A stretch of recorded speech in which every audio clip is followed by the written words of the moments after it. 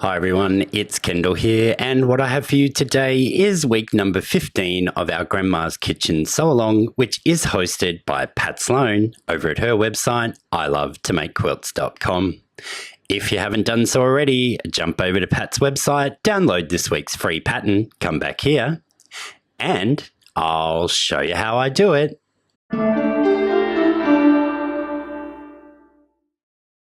As you can see here, Pat's original design for this block is made up of all half square triangles. Now, the reason that we do this is half square triangles are the foundational block of most quilt patterns, and they give you the least amount of waste and are pretty simple to make. They're great for any beginner. But what I thought, as you may or may not know, and it's something that I do when I look at most blocks, is can we eliminate those seam lines while still keeping it kind of simple? And the answer is yes. Throughout the video, I'll be showing you how to make this version of the block, and as you can see, those seam lines are gone from the central square in a square, and the units on the top, bottom, left and right that are actually just made using the flying geese method. We won't be able to use the 4 at a time flying geese method, as we do need to have 2 different bits of fabric on each leg of our geese, but I just thought, can we do this and eliminate some of those seams?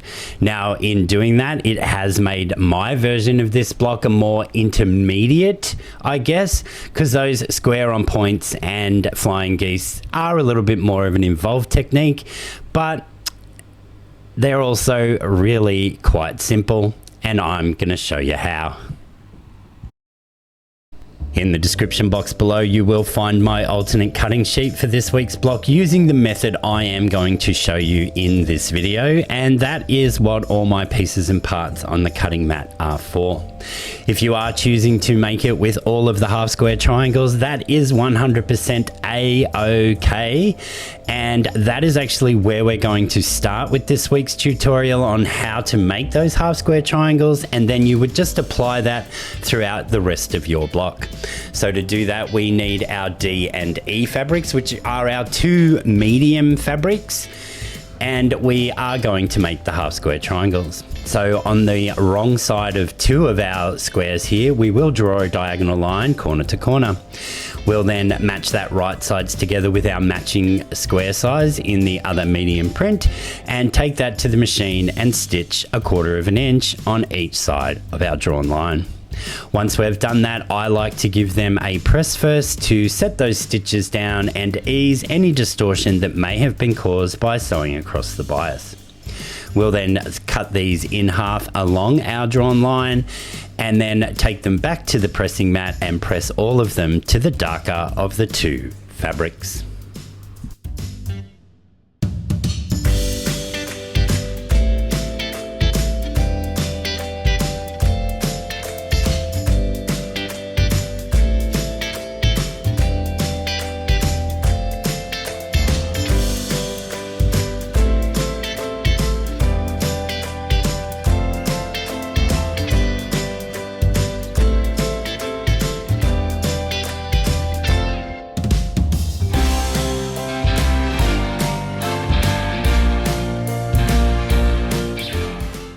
We are now ready to trim these units down to their final unfinished size of 3.5 inches, and I like to trim these units down 2 at a time. I do this by stacking them really carefully and making sure that my seam allowances in the middle there nest really snugly.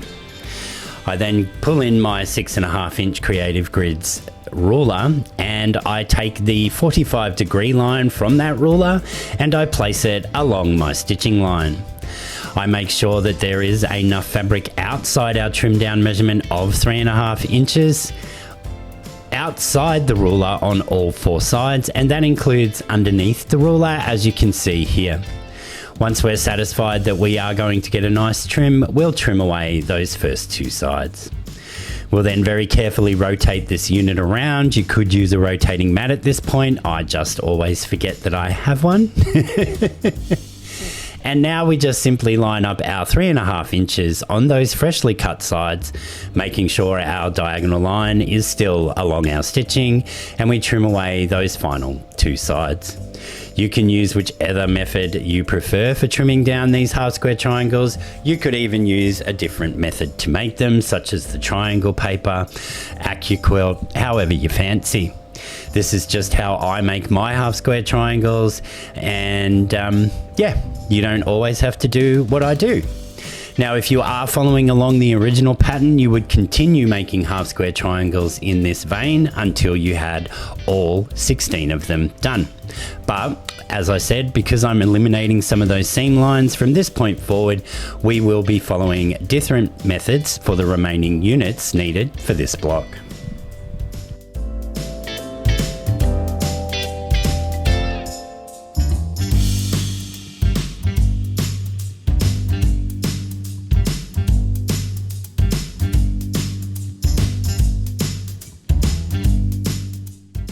We're now ready to make the flying geese units that we need for my version of this block, and for that we need our fabric B squares, our fabric F squares, and our fabric C rectangles, remembering that C and F are both classed as our medium fabrics. We're going to put a sew and flip on each end of our C rectangle, remembering to keep our colour placements or fabric placements correct.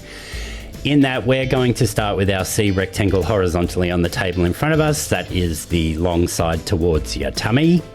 We're then going to put the F square on top of that over on the right hand side, lining up all of our edges perfectly. You could draw the diagonal line first on this and take it to the machine and stitch on the line and make a traditional sew and flip, but I always use my folded corner clipper tool. To use this tool, we just simply line those markings up on our 3.5 inch lines on the 2 left hand and bottom side of our square, and we slice away the excess before going to the machine. Now, this does scare some people, but I guarantee you this is 100% foolproof, and I find it gives me a much more accurate result. At the machine, we just simply stitch with our 1/4 inch seam allowance as always, and then we can press out towards that sew and flip corner.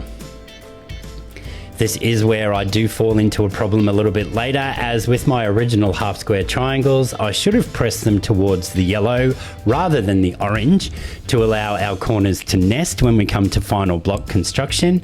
But in the big scheme of things, it's no big deal, because when I get there, I do believe I just reverse the way I've pressed my half square triangles. Do this for all 4, and then we need to add the B square on the other side.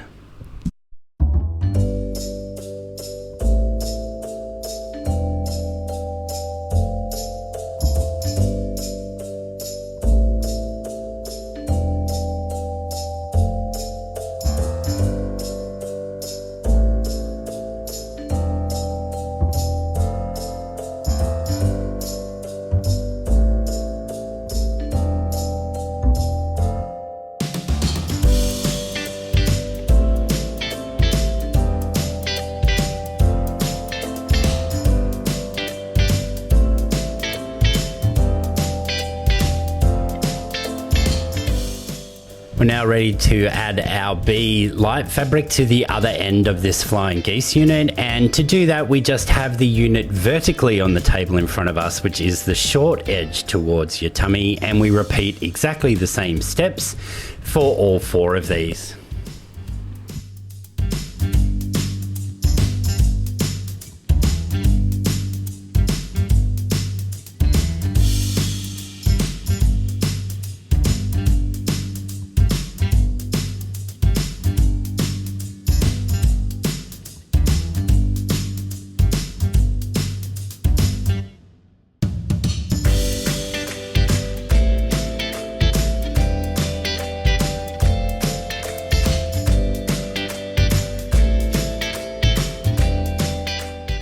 As you would have noticed throughout this, because we are trimming a rather, it's not a large section, you'd probably be left with a 2.5 inch half square triangle unit, but it does generate a little bit of waste, unlike the half square triangle method that is in the pattern.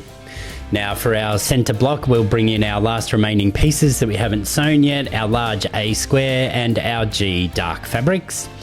And we just are going to put a sew and flip on all 4 corners of our light fabric square.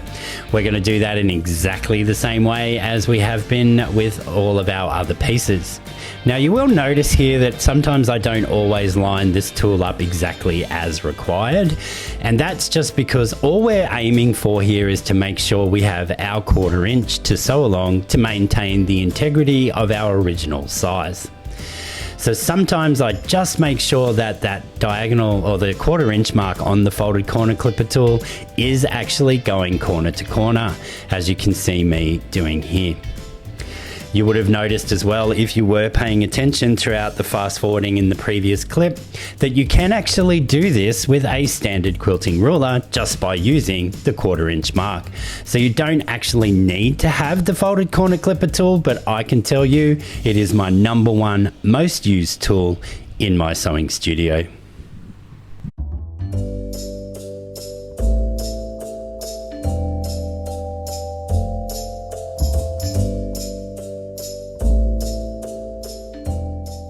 Pressing throughout the construction of this central square, we are going to break our little quilty rule a little, and we're going to press in towards that light fabric.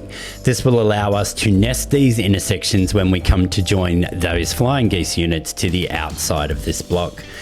Just be brave and trust the process. If you are a little bit wary of pressing towards your light fabric because it may shadow through, just press all your seams open.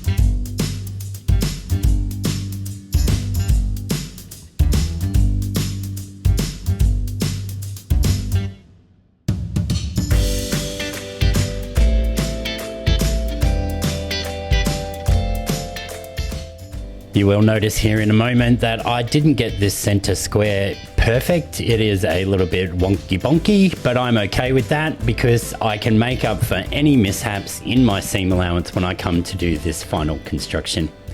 We're now going to lay this block out as per our diagram over there on the right hand side, and this will go together as a 9-patch construction. It is considered an uneven 9-patch for obvious reasons, as all of the patches that make up the 9-patch are different sizes. So 9-patch construction rules will start by doing all of our vertical seams and then our horizontal seams. I'm not quite sure at this point how I press this once I'm sewing it together, so we can find that out together in a moment.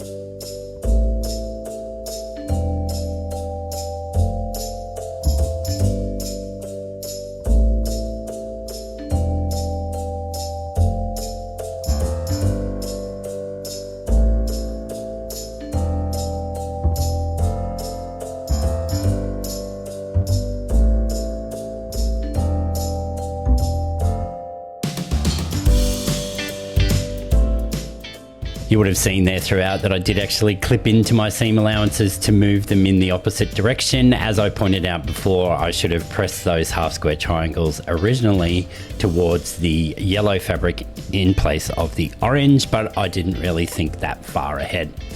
So it looks like throughout the rest of this block construction, we are just pressing our seams open, and this will just relieve the bulk of where our half square triangles and flying geese units are coming together there.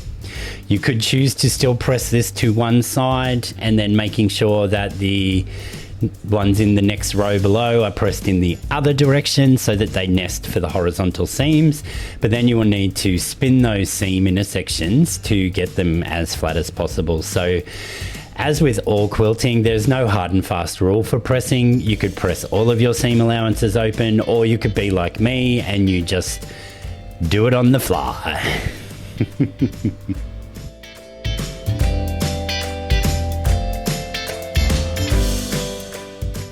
I didn't show this before, but because of how we press that center square, this intersection here will sit in and nest nicely. And then when you take this to the machine, you just make sure that your needle goes down just to the right of where they cross over. And when you actually take this away and press it, you should have a perfect point.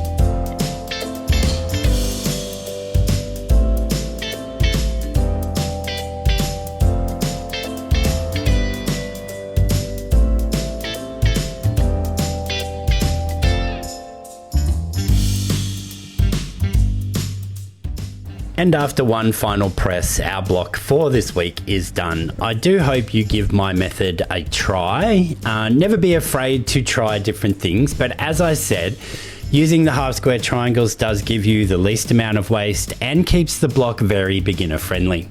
My methods are a little bit more intermediate, but again, sew and flips are another basic tool of all quilting blocks, so they really aren't that scary. Here is the layout as it would look in my colors that Pat has given in her pattern for this week. And I'll just say thank you everyone for being here again this week, and I'll see you all again real soon. Bye for now.